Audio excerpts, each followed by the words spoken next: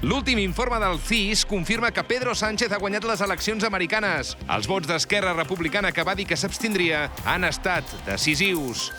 Un jove activa per error al teletext i es pensa que ha accedit al Deep Web. Creu que d'aquí unes hores haurà accedit a tota la informació confidencial del govern. Tsunami Democràtic pretenia amenaçar el govern central fent cinema català. Ja es parla de terrorisme cinematogràfic i es demana la inhabilitació preventiva d'en Joel Joan.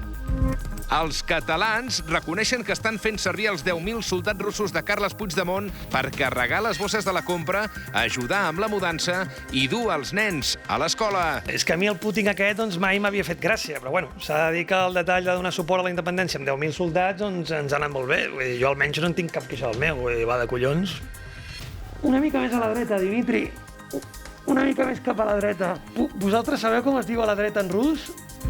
El PSOE es nega a despenalitzar les injúries a la corona, argumentant que si no fossin delicte estaríem tot el dia dient-li al rei. Si em dius que és legal i que no hi ha cap problema, et diré el següent, que el rei és un i un tros de i que l'emèrit és un de la gran Un i nosaltres un per permetre-ho. Felip VI és un i si no ho dic així de clar és perquè sé que està prohibit. Tu pensa que si les injúries a la corona no fossin un delicte, jo podria anar pel carrer amb aquesta samarreta que porto a la vista de tots, home, mira.